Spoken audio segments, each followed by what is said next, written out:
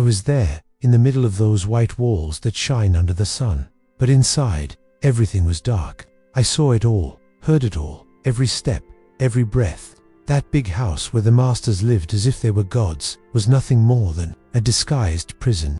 I saw the revolt of a man who could no longer bear the weight of the whip, the weight of contempt. He was no longer a slave. He became something the masters never imagined, their own death sentence. What happened that night wasn't just revenge, it was the end of an era of humiliation. He wasn't fighting just for himself, but for all of us, those who suffered without a voice. And when the blood of the masters stained the floor, the smell of freedom was stronger than any fear. I saw all of this, and I'm going to tell you now, just as it happened. Don't ask me if it's right or wrong. What I know is that we couldn't live the way we lived anymore. And he did what had to be done. Stay with me till the end. This isn't just a story, it's our story. Life in those slave quarters had no time or space for dreams. It was like living in a deep hole, where the only thing that held you was fear. I saw it with my own eyes. I lived it in my flesh. There was no difference between the men and the animals. Working in those plantations, we woke up with the sun, and even when it set, the weight of the chains and whips was still there, reminding us that we were nothing but labor, a commodity. But the worst part wasn't the whips or the punishments. The worst part was that a man's soul, little by little, started to drain away. With each strike, each muffled scream, each look of disdain thrown at us by the masters, our essence was fading like a candle about to be snuffed out by the wind. When night came, many of us tried to find some comfort in the silence, but what remained was emptiness. I saw many of these men and women with empty eyes, as if pain had stolen the last piece of humanity left in them. But there was one thing they couldn't take from us: our ability to dream. It wasn't a big dream. It wasn't a dream of freedom. It was a simple dream, maybe small to many, but immense to us. The dream of one day not feeling the weight of the whip, that's all. The rest no longer mattered. And this fight for freedom, even if in the silence of our souls, was what kept us alive. One day, any day that could have been like any other, something changed. The look in that man's eyes, who had never given me anything but a brutal order, shifted. I saw something different in him. He was tired. Maybe that's hard to understand, but for us, the look of a tired master was almost a glimmer of hope. He didn't know it, but in that look was a crack in the wall of cruelty that surrounded us. Maybe it was the weight of his conscience. Maybe it was the approach of his own decay. I don't know. But for us, that moment was a glimpse of something new, something unseen in our daily lives. I was there, with the others, working as always, and then I heard the sound of footsteps approaching. I looked over my shoulder and saw him, the master, coming toward us. He wasn't angry. He wasn't in that rage he usually had. He was more quiet, as if he were reflecting. And of course, that made me think that something was about to happen, something that no one could predict, not even him. I saw that look, and in that moment, something inside me broke. The indignation I felt every day, the anger built up from a lifetime of suffering, transformed into a desire to do something I never imagined possible. Something that would shatter the order of the world and, at the same time, set me free. Over time, I began to realize that feeling wasn't just in me. There were others, in other quarters, other men and women who felt the same weight, the same emptiness, the same desire to no longer submit. What was happening inside me was happening to all of us. The difference was that many had already lost hope. Some looked at their children and saw themselves condemned to give them the same life they had. Others resigned themselves to the idea that it would never change, that we would always be inferior, always be property, always be forgotten. But I didn't want that anymore. And I knew there were others like me, with the same flame burning inside them, waiting for a moment, an opportunity. And that opportunity came, not in a grand way, not with a bang or something that everyone could see. It came quietly, but decisively. I knew that if there was ever a chance, that would be the moment. And, without even knowing what I was doing, I went there. I went to the place where the master felt most secure, where he believed he was untouchable. And it was there, in that instant, that he lost everything. It wasn't just an act of revenge. It was something much deeper. It was the breaking of the chain that bound us. It was the demonstration that, even in silence, even without words, our dignity and our will to live could not be crushed. And there, in front of him, In that moment, I knew that what would happen in the next minutes would change everything. It would change everything forever. I know this story may sound like exaggeration to some. It may seem like a legend, but I was there. I saw it all. And the pain, the rage, the fear, the freedom that followed. All of that is etched in my soul, like a mark, like a stigma that will never fade. And more than that, what happened that night wasn't just about what happened to that master, but about what happened to all of us. All of us who, in some way, had been broken, but never fully destroyed. I saw the end of an era, and you who are listening to me now can't forget that, because what happened that night, what that man did, wasn't just a story, it was our story. I don't know if you understand the weight of that, but you need to look at what happened and reflect. Because if you believe that things can be different, if you believe that freedom isn't just a distant dream, then I can't ask you to follow me just in words. I ask you to subscribe to this channel, where together we will remember what we must never forget. Because our story, my story, needs to be told, so that yesterday's pain never gets lost in the indifference of tomorrow. What happened that night wasn't just the result of chance. It was a revolt that had been quietly brewing, like a storm waiting for the right moment to break. But the worst part was that even the masters themselves didn't realize they were pushing the man to that limit. I saw the signs, small details that only those who lived the pain could perceive. A gesture, a furtive glance between the overseers, a word slipping from the master's lips. Everything was like a symphony of despair. What I felt, what all of us felt, wasn't just anger. It was the sense that we could no longer be invisible. I clearly remember one hot afternoon when he, the man about to break with everything, looked at the horizon with eyes clouded by suffering. He didn't speak much, but there was always something behind his eyes, something that said more than any words. He was seeing the future. He knew the moment was coming. And on that afternoon, the scene slowly unfolded. The big house seemed more oppressive than ever. The silence in the quarters was heavy, as if the air couldn't breathe anymore. And it was in that silence that I realized what he was planning.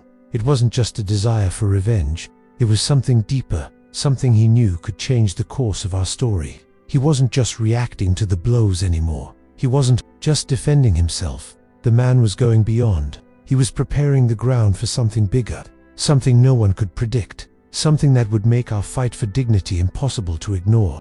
The tension was in the air. You could feel it. With each passing day, he became more determined, more resolute, and, as he prepared, the fear of the masters grew as well. They didn't know it, but they were about to live through the night that would change everything. He looked at us, all of us, and his eyes conveyed something that couldn't be undone. I saw the fear mixed with courage, the revolt crystallized in every movement of his. Then, something happened. It wasn't an immediate explosion. It wasn't a mass revolt. It was something subtle, almost invisible to anyone not watching closely. The man, the one who had been silent, the one who suffered more than the others, did what seemed impossible. He found a crack. He knew where to aim the anger that had been stored for so long.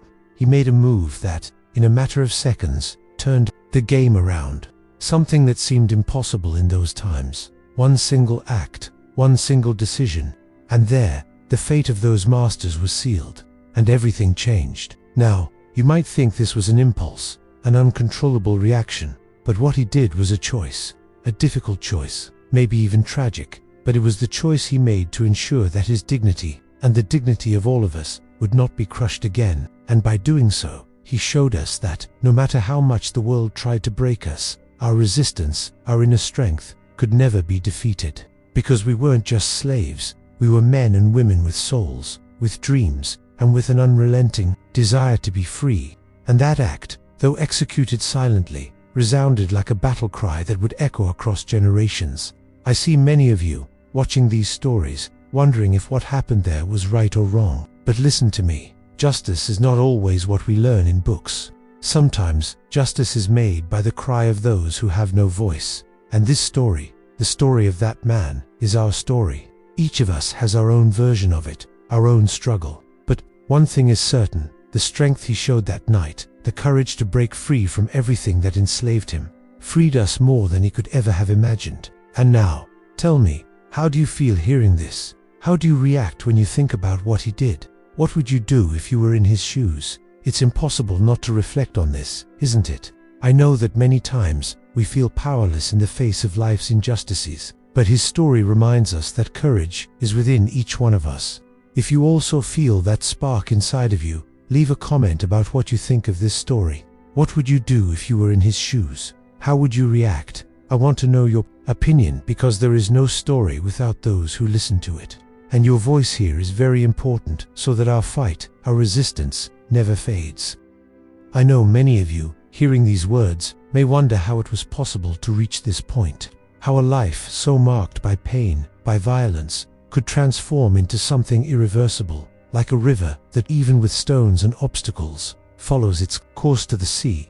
The truth is that, for a long time, our resistance was silent, but it was always there, hidden in the shadows of those slave quarters, in exchanged glances, in unspoken words. We knew what was needed, but fear, oh fear, tied us down. As much as we were ready to fight, the weight of silence from so many years held us back, until the flame of revolt, small at first, grew, and it was in the silence of dark nights, when the masters were sleeping, that the tension grew. Where the dirt ground was soaked with unkept promises, with muffled screams and hopes that, one by one, faded away. I saw it there, on the face of every man and woman, the same anguish, the same pain, and the same shame that ate away at me inside. The marks of the lash, the scars not visible, but that no one could hide, were on the body and the soul of all of us. We looked at each other, without a word, but understanding everything. What began to grow inside us wasn't just a desire for revenge. It was an urgent need to exist beyond the shadow of those chains. At times, when the day seemed hotter, the air heavier, and the oppression stronger, there was a feeling of almost surrender, that feeling that maybe we would never be free, that our fight would be in vain. But even in those moments, something inside us refused to accept it. We knew that if one of us fell, we all would. If one of us surrendered, victory would belong to the oppressor. And so, in the darkest nights, the sighs became louder, the fear more tangible, but there was also a growing strength. He, that man, always the quietest, the most introspective, began to become a powerful presence. It wasn't because of his words, he hardly spoke, but because his determination started to overflow like a storm waiting to be released. He didn't want to be the leader. He didn't want, as many imagine, to be the hero of the story. What he wanted, more than anything, was for all of us to be seen, for our souls not to be buried in the lands of those masters. He didn't need to say anything, he didn't need fiery speeches. His presence was enough to awaken something in us, something that had once been deep inside, hidden, but now seemed impossible to control. He was no longer just reacting to the abuse. He was, in some way, anticipating what was to come, preparing for something bigger. When we looked at him, it seemed like he already knew how everything would end. Maybe he knew that change never comes without sacrifice, and maybe, in his heart, he knew that a life dedicated to suffering wasn't a life at all. He was willing to pay the price of freedom, and with every step he took, something in us broke, something in us united, and the chains, those chains that bound us, began to seem weaker, more brittle. I saw this happen to the others. I saw the eyes of those who once were empty of hope, now shining with something new, with something that not even pain could erase. They were ready, and when he acted, it was no longer just one man. It was a collective movement. It was like, for a moment, we all had our voices at once, shouting, finally, for freedom. And that, what happened in that moment, wasn't just a fight for revenge. It wasn't just a revolt. It was a turning point. It was the breaking of what seemed unchangeable.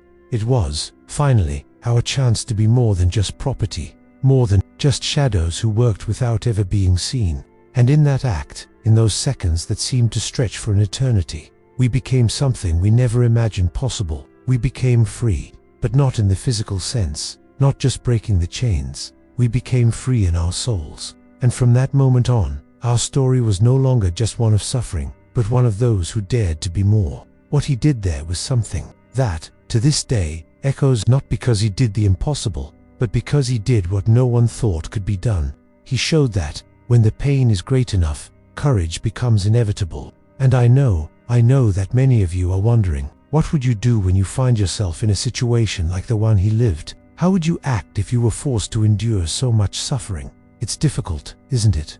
But, hearing this story, you must ask yourself, what is happening around us today that requires courage to face? Leave a comment below on what you think about this, because, in the end, what matters is not just hearing the story, but understanding what it teaches us.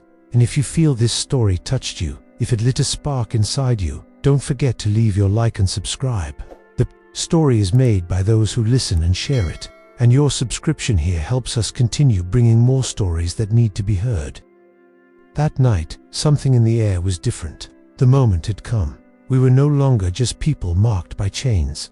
We had become something else, something dangerous, something the masters could never understand. As the sun set, the shadows grew longer, and with them, the fear, but not just the fear of what might come. It was the fear of the unknown, the fear of what we would become when we finally broke free from the roles that had been forced upon us. It was like a storm that had been brewing for centuries, and now, it was finally going to unleash. I remember the silence before the first strike. It was almost unbearable, like the stillness of a predator waiting to pounce. Each breath felt like it could be the last. I looked around at the faces of my brothers and sisters. There was no fear anymore, only determination. We had been broken enough to know that we could never be whole again. But in that breaking, we had become something powerful, something unstoppable. And when the first blow fell, it wasn't the sound of violence, it was the sound of our collective will, of our shared pain, finally being set free. The masters, arrogant in their comfort, didn't see it coming. They never thought we would rise, they thought we were weak. But they didn't understand that the strength of the oppressed is a different kind of strength. It doesn't come from force, it doesn't come from violence. It comes from the deep, unyielding need to exist, to survive, to be more than what others have decided for you. And in that moment, we were no longer slaves, we were fighters. We were warriors, not because we had weapons, but because we had hearts that refused to be silenced any longer. I watched as he moved through the chaos, calm, deliberate, his every action as if it had been planned for years. He didn't need to speak. His movements spoke louder than any words could. The power he had was in his resolve, in the knowledge that this was no longer about vengeance, it was about survival, about reclaiming what had been stolen from us. As the night unfolded, I realized something I hadn't before. We weren't fighting to kill, we were fighting to live without the weight of oppression hanging over our heads. We weren't fighting for retribution, we were fighting for a future we had never been allowed to imagine. As the flames of rebellion flickered in the distance, I thought about the generations that had come before us. I thought about their struggles, their silent resistance, and I wondered if they had ever hoped for a moment like this. A moment when the chains would finally be broken. A moment when the silence would be shattered, and the world would finally hear the voices of those who had been silenced for so long. We weren't just making history that night. We were rewriting it. The past that had bound us was slipping away, piece by piece. And with each step we took, we moved closer to something no one could take from us again, our freedom. But the question that lingered in my mind, the one I couldn't shake, was whether we would be able to hold on to it. Freedom is a fragile thing. It's easy to lose. And as we stood there, amidst the chaos, I couldn't help but wonder if we were truly ready for the price we would have to pay. Would we be able to survive the aftermath of what we had just unleashed? The thought haunted me, but deep down, knew we had no choice. We had already crossed a line, and there was no turning back. And as the first light of dawn began to break, and the smoke from the fire began to rise, I realized something else. That this night, this moment, would not just change us. It would change everything. It would change the way the world saw us, the way the world saw all of us who had been cast aside, and it would change the way we saw the world. For the first time in our lives, we were not the invisible, we were not the forgotten.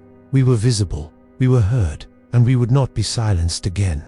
The world had been warned.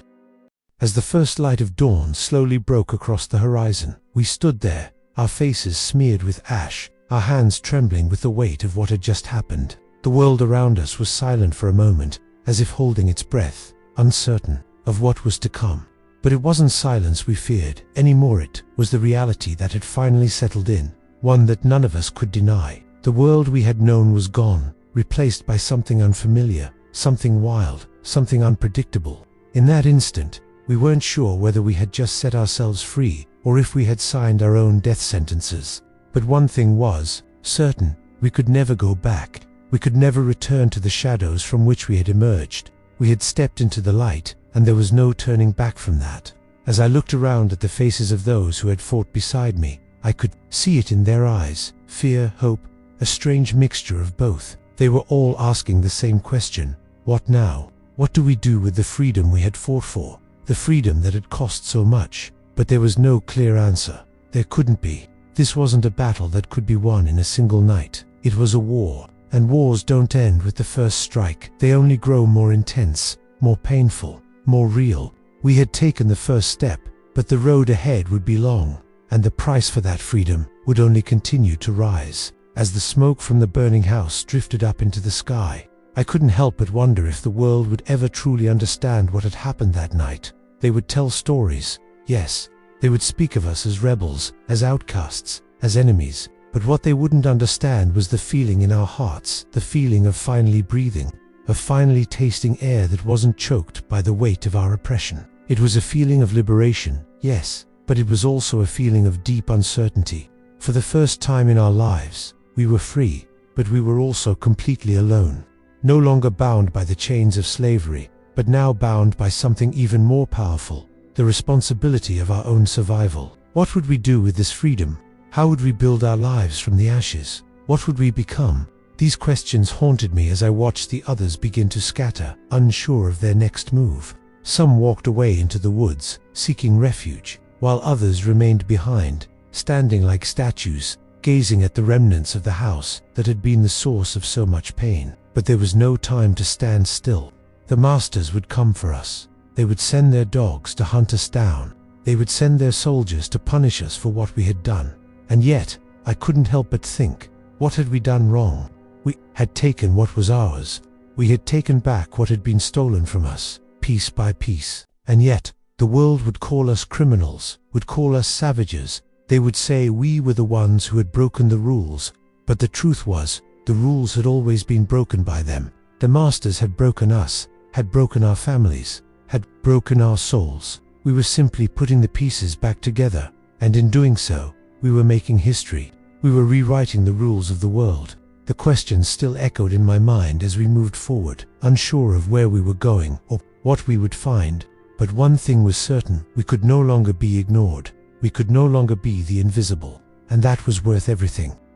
The days that followed the night of the rebellion were like a blur, a whirlwind of confusion, fear, and something else, something that we hadn't anticipated: freedom. We had dreamed of it for so long, prayed for it, fought for it, and now it was ours. But as the weight of that new reality settled on our shoulders, I began to see something we hadn't been prepared for: the cost. Freedom wasn't just about breaking chains and escaping the past. It was about standing up in the face of a world that was trying to bury you, trying to erase your very existence. It was about facing the truth that, once you're free, the world doesn't immediately embrace you. It challenges you, questions you, tries to tear you down.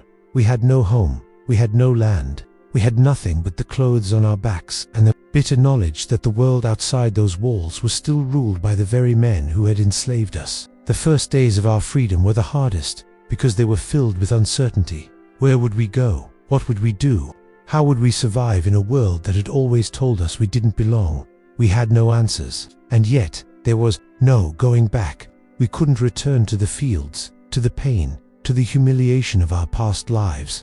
We couldn't submit ourselves to the same fate that had been forced upon us for generations. But neither could we go forward, because the road ahead was clouded with danger, with fear, with the very real threat of being hunted down and killed.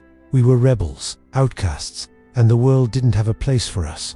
The masters had made sure of that long ago, but even in the midst of that fear, something inside me began to change. The more I saw the faces of my people, my brothers and sisters, the more I realized that, despite everything, we had something they could never take from us. We had hope, we had resilience, we had the spirit of survival that had been passed down from one generation to the next, from the mothers and fathers who had fought and died in silence. We weren't just fighting for our freedom anymore. We were fighting for our humanity. And as I stood there, watching the first few steps of what could be our new life, I realized that this was the hardest part of the journey. The struggle wasn't over, it had only just begun. But I knew that, as long as we had each other, as long as we still held on to the fire inside of us, there was nothing we couldn't overcome. There was nothing we couldn't rebuild. There was nothing they could take from us that we couldn't take back. And so, we began to move, slowly at first, hesitant, unsure. But as we moved forward, we began to find something we hadn't expected: solidarity, a shared strength that grew with each step we took. We weren't alone in this fight, and while we had no idea where we would end up, or what we would find, we knew we had made the most important choice of all. We had chosen to fight for our future, for our children, for the generations to come. The path ahead was uncertain, yes, but the road behind us, the one we had just left, was no longer an option. I remember looking back for the last time, at the place we had once called home, at the plantation that had been the source of all our suffering. It was a barren field now, nothing more than a memory, a symbol of all that we had lost, but also a symbol of all that we had gained. Our past was gone, but our future was ours to shape.